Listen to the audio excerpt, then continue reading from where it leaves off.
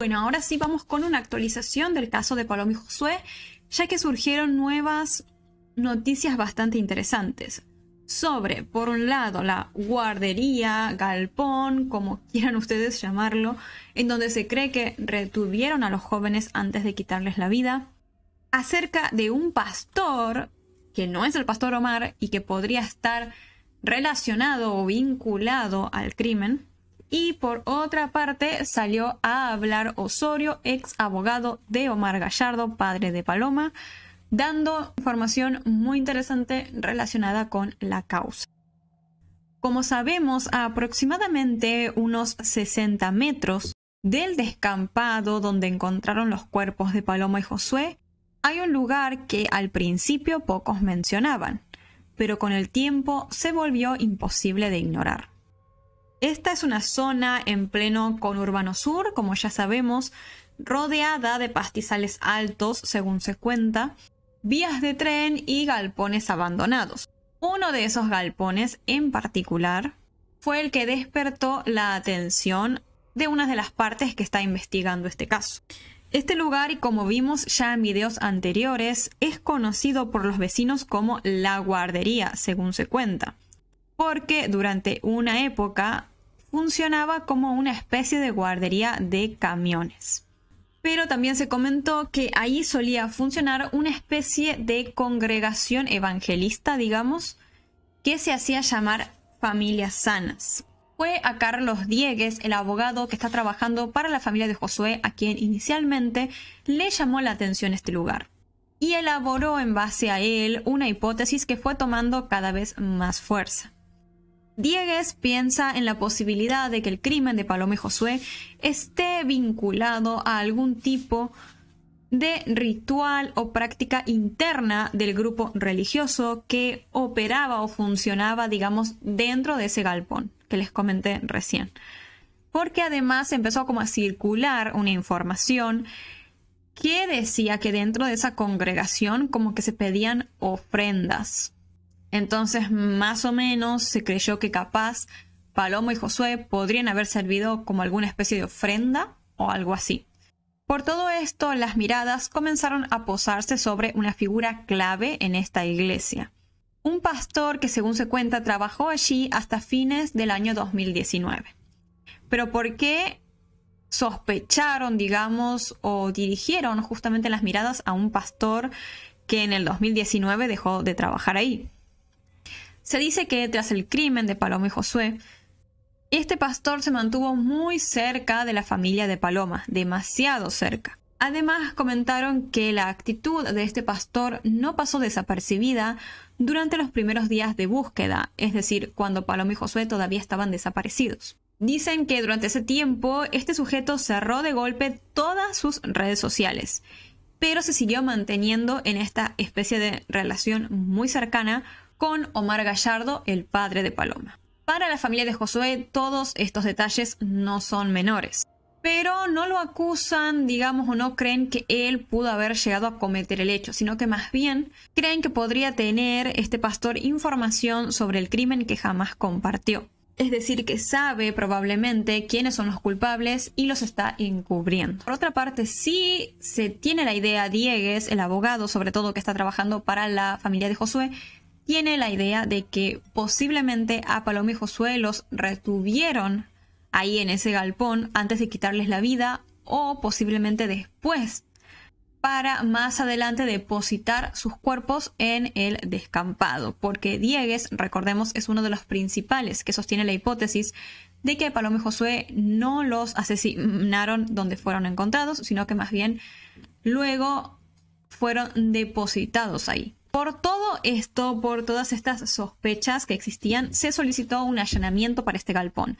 Lamentablemente, como vimos también en videos anteriores, no se encontró información importante ni relevante en ese allanamiento.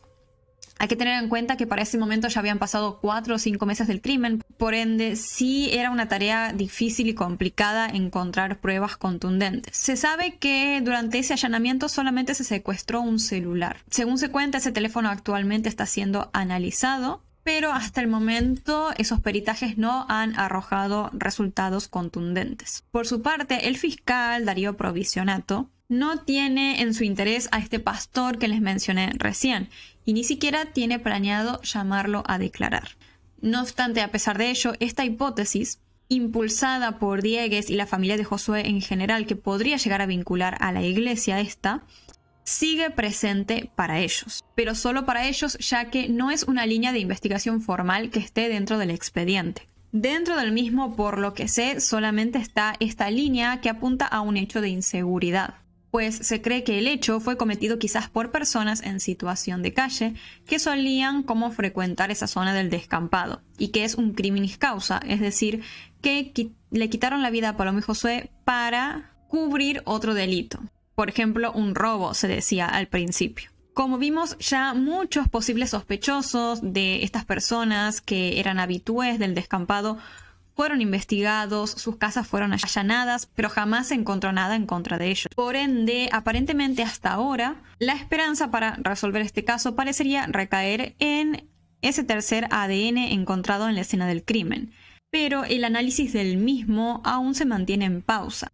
Fuentes judiciales comunicaron que las muestras tomadas están en resguardo, pero el laboratorio forense bonaerense atraviesa una demora considerable. Cabe destacar que, al menos para mí, tenemos que tomarnos con pinzas estas hipótesis que vienen de Diegues, todo esto de la iglesia, del galpón y demás, porque como ya vimos a lo largo de todos estos videos, hay alrededor de eso y de lo que plantea que son muy extrañas, también por parte del pastor Omar, obviamente.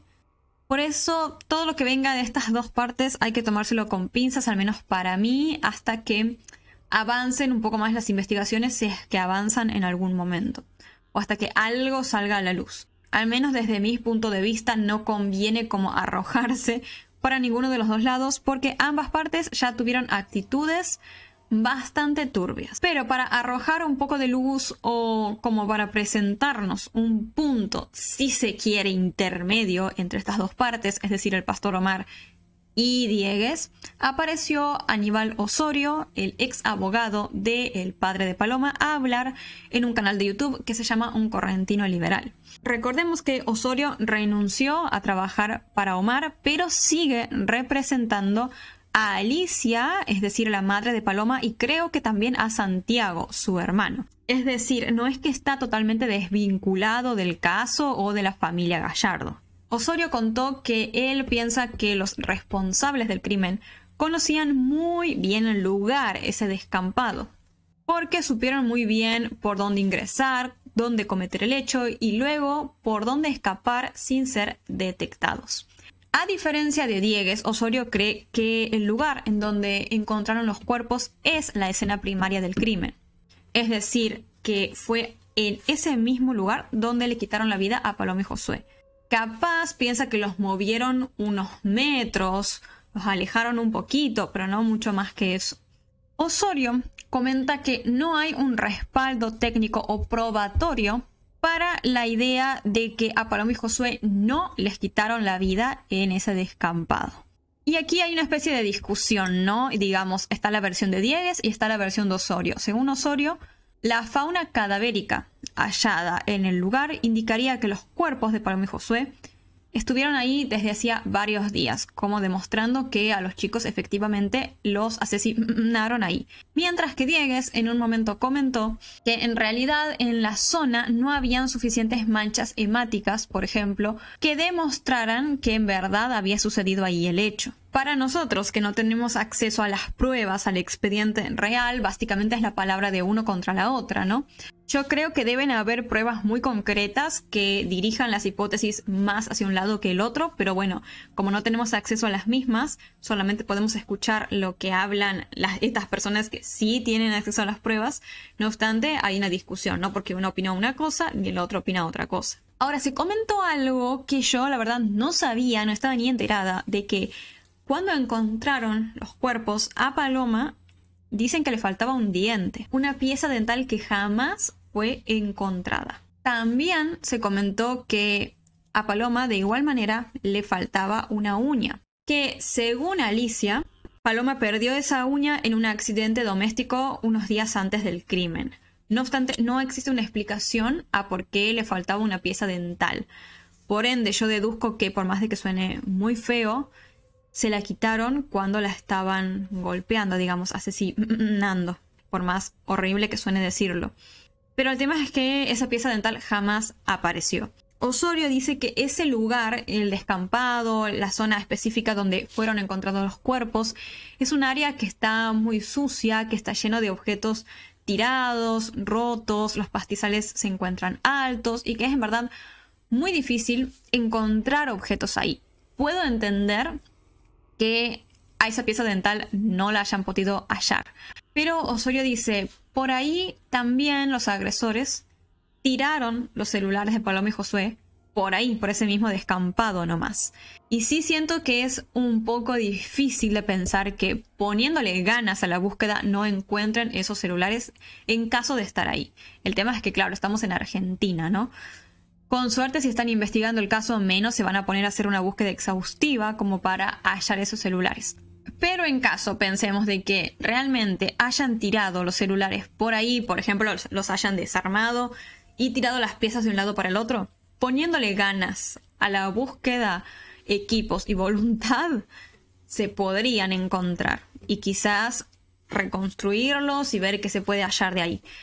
Pero bueno, estamos en Argentina, ¿no? No solamente carecemos de recursos, sino también de personas capacitadas y de ganas. De igual manera hay que pensar que por ahí están intentando encubrir, están intentando tapar algo en este caso y menos, obviamente, van a querer ponerse a buscar algo tan específico como un celular en ese descampado.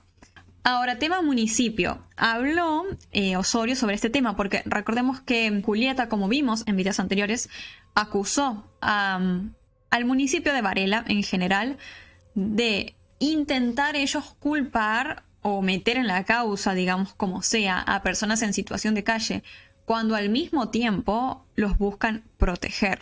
Porque tienen o se presentan, digamos, como teniendo estos programas que brindan ayuda a este tipo de personas que están en la calle y todo eso. Pero Julieta decía más o menos como, bueno, sí, los quieren cuidar, pero al mismo tiempo si tienes que mandar un chivo expiatorio o un culpable para cerrar rápido un caso, mandas al muere, digamos, a esas personas. Osorio dice que no es tan así, que en realidad lo que pasó fue que el propio fiscal del caso de Paloma y Josué pidió informes de las personas que frecuentaban el campito. Y el municipio tuvo que responder a ese pedido, que obviamente ellos tienen que contestar a eso que está pidiendo el fiscal. A mí me cierra lo que dijo Osorio, siento que es una respuesta coherente, que es un pedido que más o menos tiene sentido, ¿no? Que haya hecho el fiscal, porque él tiene que descartar, por más de que no tenga sentido, de que hayan sido habitués del lugar los criminales, hay que descartarlo igual, por ende tampoco es que me parece un pedido hiper descabellado, porque además el fiscal puede estar pensando que no son los culpables, pero sí testigos importantes que si eran habitués del lugar, vieron algo o saben algo. No obstante, según Osorio, no se pudo dar con el paradero de todas esas personas. Y sí, calculo yo que debe ser difícil porque estamos hablando de justamente personas en situación de calle que por ahí no tienen documentación o no la tienen al día, que andan de aquí para allá y es difícil de rastrear y demás. Y sería una pena, la verdad, que alguno de ellos haya sido testigo de algo y hoy en día no lo puedan encontrar. Tema cámaras de seguridad, algo importante porque como vimos, a Paloma y Josué los captaron un montón de cámaras yendo hasta el campito, cruzando las vías de tren, todo. Pero a los criminales, nada. Algo que siempre pareció extraño. Osorio dice que muchísimas cámaras de la zona no funcionaban, lo que no me sorprendería. El tema es que sí pienso en que justo las cámaras que sí funcionan van a captar solamente a Paloma y Josué y ninguna registró absolutamente nada de los culpables. Ahí siento que puede llegar a tener más sentido esta idea de que los responsables en verdad conocían bien la zona y supieron más o menos por dónde escabullirse. Finalmente, Osorio dice que él está del lado de esta idea de que este crimen se cometió para cubrir otro delito, que él no sabe cuál es. ¿Puede haber sido un robo? Sí, pero como vimos es muy improbable. Osorio más que nada piensa que los chicos vieron algo, se enteraron de algo así, y los criminales se dieron cuenta que no podían dejarlos con vida. El tema es qué vieron ellos, qué vieron Paloma y Josué y sobre todo a quiénes vieron. Osorio termina diciendo que para él es importante que todas las personas que creamos contenido, básicamente dijo eso, sigamos hablando de este caso porque eso ayuda muchísimo a que se mantenga vivo, a que se siga hablando y no quede en el olvido, ¿no? Que es lo más importante. Por eso cada tanto trato de traer actualizaciones. A partir de ahora sí van a ser más espaciadas, porque cada vez se empieza a dar medio que vuelta y que vuelta y que vuelta con lo mismo. Pero yo ya les dije, no voy a dejar morir este caso porque realmente me da muchísima impotencia. No puedo ni aceptar lo que les hicieron a estos chicos. Y nada, creo que como sociedad no nos tenemos que olvidar y debemos esperar a que se haga justicia, que no queden impunes estas personas que cometieron este crimen tan atroz, porque es un crimen atroz. Vamos a seguir hablando entonces del caso de Paloma y Josué. Hace bastante que no les traigo una actualización de este caso porque bueno, ya no salen tantas noticias, pero como les dije, cada tanto vamos a estar haciendo un video para mantener el caso lo más vivo posible. No obstante, en este tiempo que pasó, sí sucedió algo extremadamente importante. Y es que por fin llegaron los resultados de ese tercer perfil genético que se encontró en la escena del crimen y que podría hacer avanzar muchísimo el caso porque tranquilamente podría ser el ADN del culpable. Ya les voy a estar contando cuáles fueron los resultados de ese ADN, pero antes les voy a comentar otras novedades. ¿Se acuerdan ustedes de que Carlos Diegues, el abogado de la familia de Josué, estaba por enfrentarse a un juicio? Porque para refrescar la memoria, recordemos que el primer fiscal que tomó el caso de Paloma y Josué, que después renunció, lo acusó a Diegues de haberlo amenazado para que siga una línea de investigación que él quería.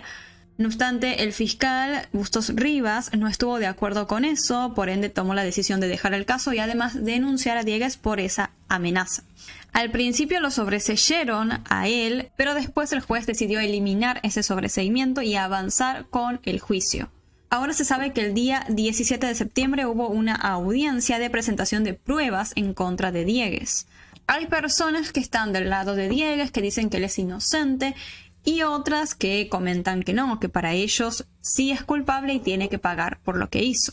Por acá, esta página llamada agencialabarriada.org está muy a favor de Diegues, ya que pone como el título "Comienza el vergonzoso juicio a Carlos Diegues", y dice lo siguiente: Hernán Bustos Rivas, el fiscal que les comentaba, es un ex policía bonaerense que llegó al cargo de la mano de Luis Genoud, algo así, y fue clave en varias causas para garantizar la protección del poder político local. Se jubiló apresuradamente, acechado por numerosas denuncias en la procuración bonaerense. Esto era algo que hablamos en una de las actualizaciones, porque se decía que Bustos Rivas buscaba cómo jubilarse rápido justamente para garantizarse ya esa jubilación y que no lo terminen echando o algo así como fiscal, porque aparentemente tenía estas denuncias, ¿no? Ya por otros casos anteriores. Y entonces dice, fue condenado por la Cámara Civil y Comercial de La Plata por no garantizar los alimentos a sus propias hijas.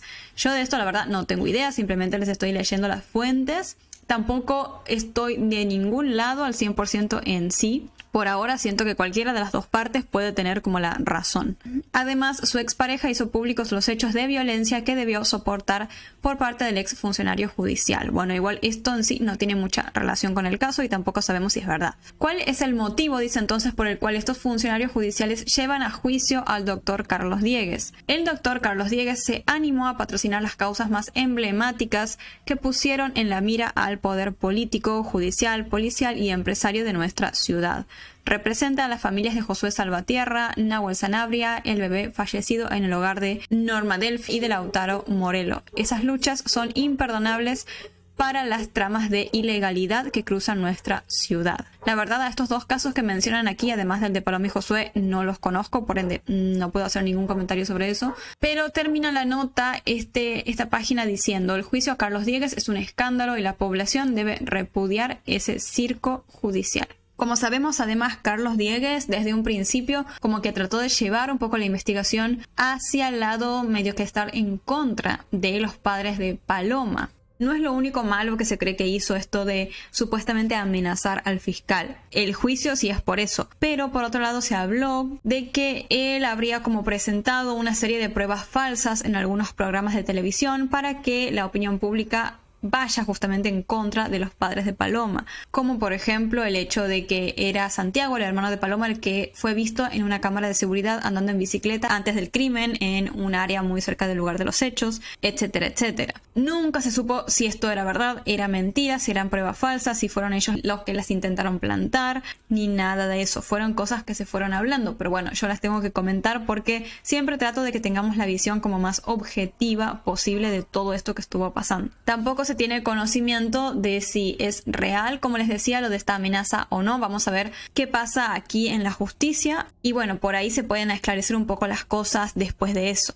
Vamos a pasar entonces a lo más importante que estuvo pasando con este caso, y es que llegó finalmente el resultado del estudio a ese tercer perfil genético de ADN que fue encontrado en la escena del crimen de Paloma y Josué. Lamentablemente no tengo buenas noticias para darles, porque se reveló que no se hallaron rastros de un tercer ADN a la final. Se dice que las muestras analizadas, que incluían un preservativo secuestrado, de ahí de la escena del crimen, solo arrojaron material genético a la final de Paloma y Josué, no de una tercera persona. Es decir, que estuvimos esperando todo este tiempo al pedo, porque no había un tercer perfil a la final. Aníbal Osorio, el ex abogado del padre de Paloma, quien creo sigue todavía trabajando sí para la madre de ella, comentó lo siguiente: en todas las muestras de las evidencias analizadas solo se obtuvieron rastros de ADN de Paloma y Josué. No obstante, según Osorio, esto de todos modos puede significar un cierto avance para la investigación, ya que cree que conforme al resultado de las autopsias, sumado a la posición final de los cadáveres y ahora a este resultado de este perfil genético, piensa que se puede afirmar ya que las dos víctimas fueron atacadas de una forma totalmente sorpresiva. Como fue hallado, que no me gusta decir esto, pero bueno, como fue hallado un preservativo con ADN de Paloma y Josué, se tiene la teoría ahora de que ellos dos estaban teniendo un momento íntimo y que fue ahí cuando fueron atacados. Como les decía, de una forma totalmente sorpresiva, en una situación de extrema vulnerabilidad y sin por ende poder reaccionar ante sus agresores. Julieta Salvatierra, la hermana de Josué, se pronunció luego de que aparecieron estos resultados de ADN y dijo lo siguiente: una noticia así es devastadora y dolorosa para nuestra familia, pero al mismo tiempo confirma lo que venimos sosteniendo desde el inicio. Los asesinos de los chicos eran personas que sabían perfectamente lo que hacían, cómo lo hacían y cómo no dejar rastro. No fueron dos perejiles que pasaban por ahí a drogarse y de repente les nació matar a dos criaturas. Tampoco fue un simple robo. Si fuese un robo seguido de muerte, habría ADN de sobra para trabajar sobre eso. Pero como verán, no hay. Los asesinos de Paloma y Josué eran personas con conocimientos amplios en lo que hacían y cómo lo hacían. Nadie me va a sacar de la cabeza que eso estuvo planeado. Y sí, la realidad es que tiene bastante sentido, porque si hubiera sido algo así espontáneo del momento que una fisura llegaron y que no sé qué, obviamente habrían dejado ADN. No me pueden decir que tuvieron tanto cuidado como para no dejar ningún rastro. Si fue algo hecho tan así nomás, tan a las apuradas y por dos personas super X que quizás no tienen ni idea de cómo ocultar un crimen. Y no sé si después incluso hasta buscaron a propósito sabotear todo, porque como sabemos la escena del crimen no se cuidó correctamente, se contaminó muchísimo y así se perdieron pruebas. Pero bueno, oh casualidad que cuando sucedió ahora el triple crimen, ahí también en Florencio Varela, el crimen de Brenda Lara y Morena, tampoco se cuidó la escena del crimen en los primeros días, porque ya se sabe que como por 2 días, no sé qué, estuvo esa casa abierta para que cualquier persona ingrese y haga lo que sea. Hasta se dice que sí hubo personas que entraron. No sería la primera vez, digamos, que la policía bonaerense no cuida las escenas del crimen correctamente. Ni aquí, ni allá, ni en la China, digamos. O sea, a veces suele pasar que las escenas del crimen no se aíslan, no se cuidan correctamente.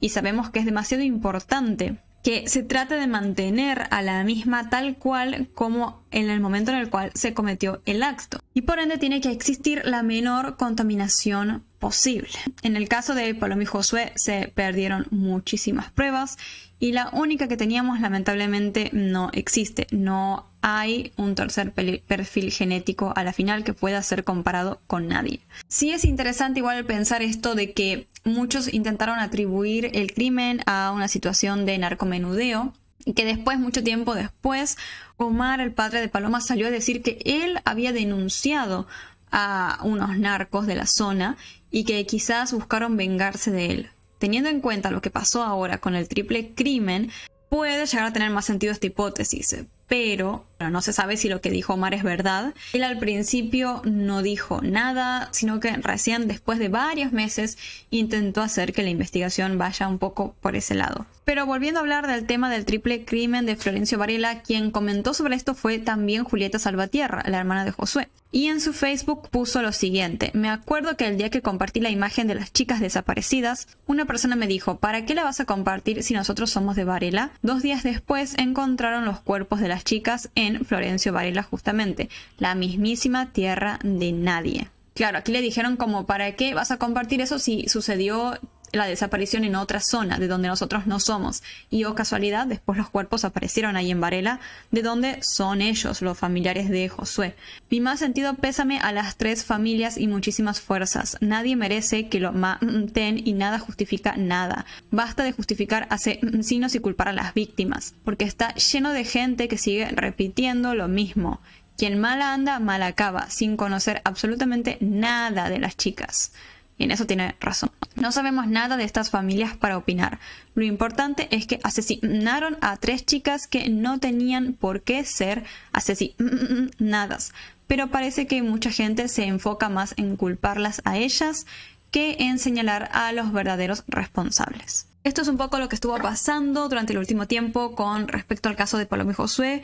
Bueno, malas noticias, la verdad. Sí, bueno, podemos pensar, como decía Osorio, que eso ayuda a armar una hipótesis más sólida sobre lo que pasó. No obstante, ese ADN que pensábamos podría llegar a indicar, no sé, a alguna persona, podría ser comparado con sospechosos o lo que sea, lamentablemente no existe. Vamos a ver en los siguientes meses qué sucede, si avanza algo en esta investigación o no, pero bueno, no puede ser que quede esto como si nada, ¿no? Que estos chicos tan jóvenes se queden sin justicia, así que esperemos que en los siguientes meses, como les decía, esta causa avance aunque sea un poco.